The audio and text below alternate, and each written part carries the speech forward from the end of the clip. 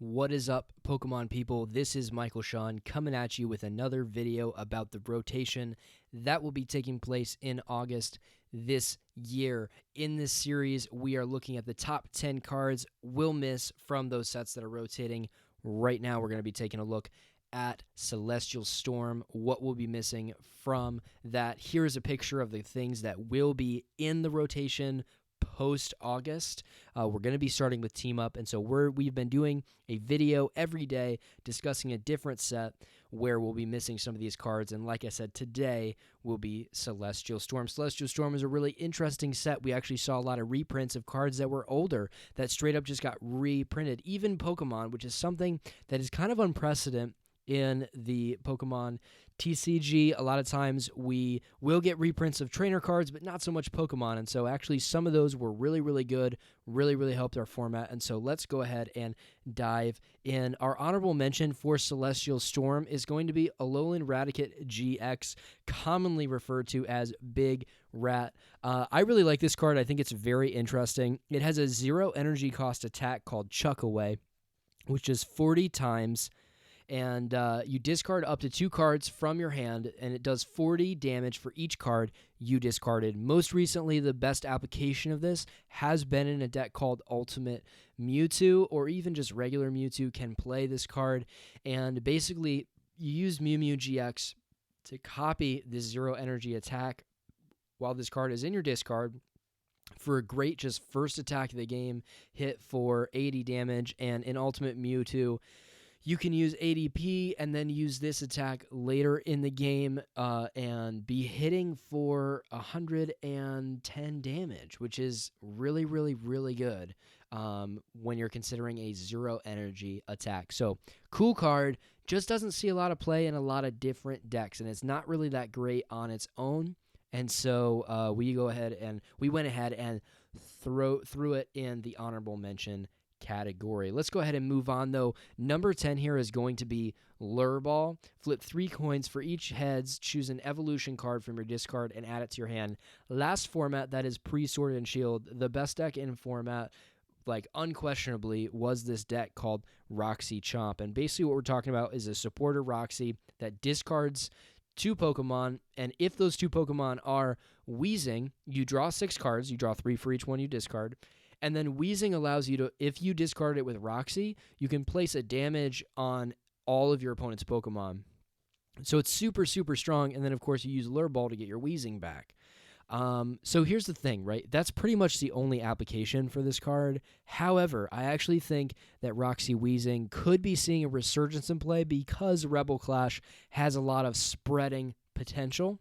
And if we do see another Roxy Weezing deck take hold post-Rebel Clash, Lure Ball is definitely something that we'll be missing in that. So really, this is just at number 10 because I think that mechanic is so strong, and Roxy Weezing can be used in multiple different types of decks. Like Roxy Chomp really wasn't even a true spreading deck. It really was a control deck more than it was anything else. And so really interesting deck. Maybe some people would consider Roxy Chomp more of a lock deck just because it really focused on taking your hand away, not so much taking your board pieces away, but that's just semantic at this point. So Lure Ball is our number 10. Moving on to number 9, we have Sceptile. Now, this isn't a card that everybody is like, wow, that thing is broken, it's insane, but it is a card that saw play for a little bit of time, and it's one of those ones that we kind of keep in the back of our heads because it's a kind of a counter card. It has this ability, Power of Nature, prevent all damage on your Pokemon that have any grass energy attached to them from Ultra Beasts. And so that's really cool. If Ultra Beasts get super huge, which they were for a while, if Ultra Beasts definitely became the best deck in the format, which Blacephalon was, Sceptile is just a true counter to that. And now that we have Rowlet and Alolan Exeggutor, you could actually have a Sceptile out turn 1, which is definitely something that I think is worth mentioning, and so this comes in at number 9. At number 8, we have another Pokemon that is a stage 2. It has this ability, Power Draw.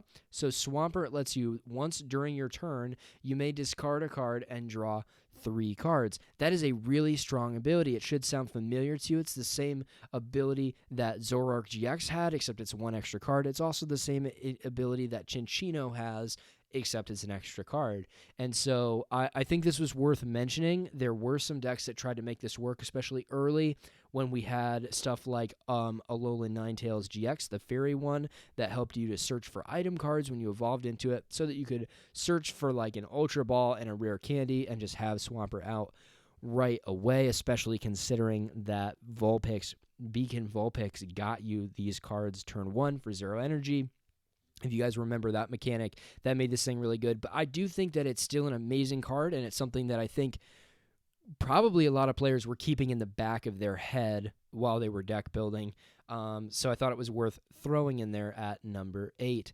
Number 7, we have Rayquaza GX. For a Grass, Lightning, and colorless energy, you can use Dragon Break, which does 30 damage times the amount of basic Grass and Lightning energy attached to your Pokemon.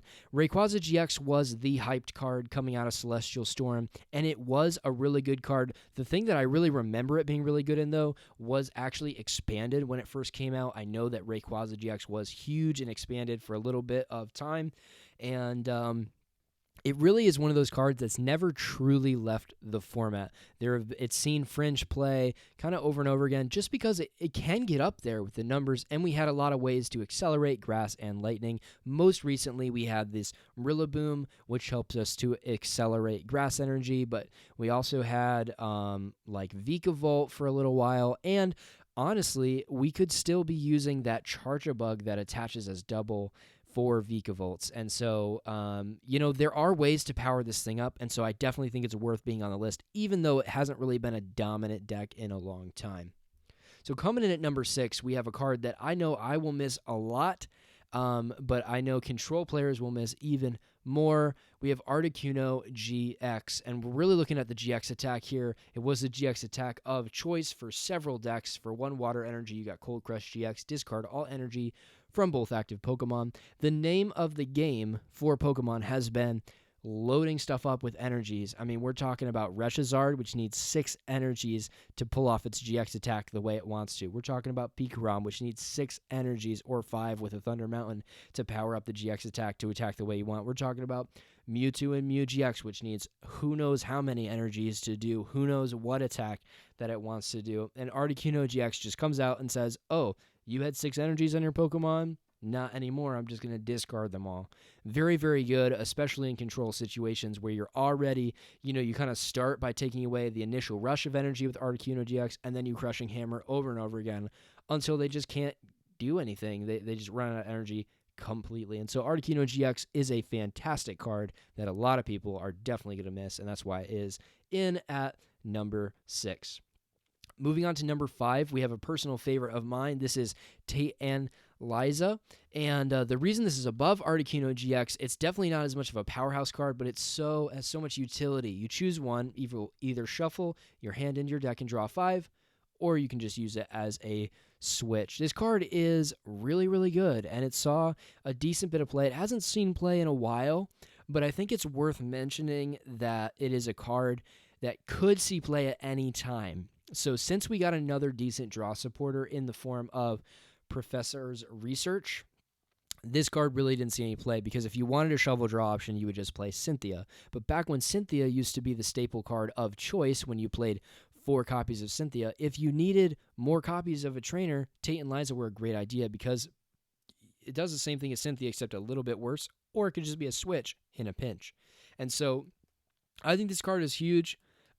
It might be something that we're missing now that a skateboard is gone and we have our Jirachi stuck and we don't have a switch card. We might be like, Tate and Liza could have been a thing in this deck. But I really like Tate and Liza. It does still see play in a couple of expanded decks, usually because you're locking item cards for both players. But it is definitely a card that is not to be overlooked, and that's why it comes in at number 5. Coming at number 4, we have this card, Shrine of Punishment. The only reason that this card isn't higher is because it specifically has to do with GXs, which are going to become less and less popular as Vs are happening. It says, between turns, put 1 damage counter on each Pokemon GX and EX. This is one of the best stadiums in the game. It is fantastic. So many decks play it, and so many decks played it. It's awesome. Like, it's math fixing, and it's punishment. If you're playing a non-GX deck, you can just punish your opponent for playing GX cards. There's so many like great applications of this card. The reason why, like I said, it's not higher is just because now that we're in the Sword and Shield block, we're going to be looking at these start to take over the tournaments. And even with stuff like the Dene GX, I think eventually, that's going to rotate, and we're not going to have any GXs in format. And so Shrine of Punishment is not as relevant for us today as it was even last format. However, it's still a card that we're definitely going to miss, especially when you're sitting there and you're 10 damage short of taking a KO, which is something that, like Zacian V, for instance, runs into quite a bit for stuff like Mewtwo and Mew. And I think we're actually probably going to be seeing even more decks teching in something like Roxy Weezing, or something like attacking with Mew, or the one that's become more popular and kind of trendy right now is playing one copy of Galarian Zigzagoon, which you can just pop on the bench and do a damage. I do think that that's going to go up because we're going to be seeing Shrine of Punishment make it just a little bit harder to take those knockouts on our Tag Team GX. So that's why Shrine of Punishment comes in at number 4. Coming in at number 3 is one of those reprints of Pokemon that I was talking about at the beginning of the video. This is Magcargo. It has this ability, Smooth Over, which says once during your turn, you may search your deck for a card, shuffle your deck, and then put that card on top. Now, this is a card that saw a lot of play when it first came out. Then it sort of dropped off in play, and lately it's been coming back. And the biggest reason why this is coming back is because it partners so well with the Oranguru from Sword and Shield. The Oranguru from Sword and Shield says that you can switch a card from your hand with the top card of your deck. Well, guess what? You smooth over with Magcargo to put the exact card that you want on the top of your deck, and then you just draw it with Oranguru. It's such a great combo, really good. In fact, there's actually a Magcargo deck that you may have seen around that really takes advantage of this, but it's honestly good in tons and tons of decks if you have the deck space to pull off a combo like that. And so I actually think that this is a pretty significant loss for several decks that may have been looking to utilize that combo, and so it's coming in at number 3. At number 2, we have a card that's been reprinted a bunch of times, and now we are finally losing it from our format. That is the card Acrobike. It says look at the top 2 cards and add one to your hand and discard the other. That is a pretty strong effect. Acrobike is kind of one of those cards that you just kind of, if you don't know what your trainer lineup should look like, this is a great card to add into your trainer lineup, because it just, there's so much consistency that this card brings. I mean, it functionally for some decks just says draw 2, because some decks like to put stuff in their discard pile. So it's a great thing for stuff like Malamar, stuff like Mew Mew. There's so many cool decks that used this card to great effect. And honestly, if you're playing like a heavy combo deck, like maybe some control or something like that, Acrobike may be a great option for you. I know control decks generally have Pokemon-based ways to draw cards, and so they don't really use Acrobike, but I mean, Acrobike is just, that's a potential that the card has. It's really, really good. It's something that I think a lot of us are going to miss having in format. It doesn't see play in every deck, but it definitely sees play in enough decks to be a really, really strong item card. Outside of Pokemon Search, probably one of the strongest item cards we have, and that's why it comes in at number 2. And at number 1, I've placed Steven's Resolve. Now, I think this Celestial Storm was kind of a more difficult list to make, because a lot of the cards in Celestial Storm weren't super powerful all by themselves, and they also weren't super relevant to a bunch of different decks. But I tried to pick the one that I felt like has seen the most varied amount of play, and then also is just a really strong card in and of itself. So if you guys disagree with my number 1 pick, that's okay. You can throw it in the comments as long as you're nice, and we'll definitely look forward to hearing that from you guys if you disagree. But for me, the number 1 card that we're losing from Celestial Storm is Steven's Resolve. This thing is super strong. You just search for up to 3 cards, and then your turn ends. So this card is really strong for a lot of different archetypes. I mean, we're thinking more combo-oriented stuff, and control-oriented stuff where you need to have all these cards, or decks that just don't attack at all, maybe certain spreading decks or stuff like that. I do think that Roxy Chomp used to play a couple copies of Steven's Resolve. You got most control decks playing Steven's Resolve, and you have all your checkmate decks playing Steven's Resolve. This card's just amazing. If you're not planning on attacking every turn, this is kind of a must include in your deck. On a side note, this card also sees play in Expanded quite a bit. It's just a fantastic card. It's pretty cool looking full art, if you ask me. I really like the different usages of this card, and I think probably the worst use of this card, and I say worst being like one of the best uses, but that was the most annoying to play against, is when you're sitting there and you don't know what your opponent is playing because all they have is like a Pidgeotto or something, and that was seeing play in several decks. And then they Steven's Resolve, and you're like, oh boy, this is definitely Pidgeotto controller, or oh boy, this is definitely Chinchino Mill, or, it's kind of like that card, when they play it, you realize that they're trying to pull off some kind of crazy combo or control the board state such that you can't play the game. So this card is scary to play against, even though it technically doesn't do anything to you.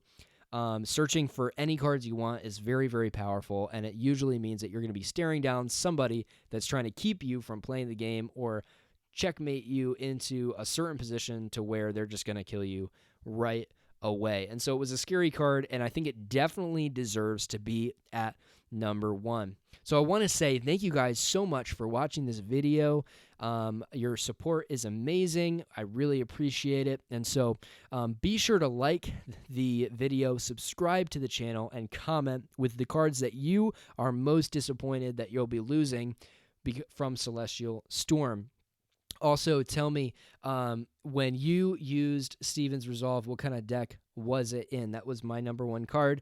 What kind of decks have you played Steven's Resolve in? Are you a checkmate player? Are you a control player? Did you use it for something else, like maybe an evolution-heavy deck where you needed rare candies and stuff like that?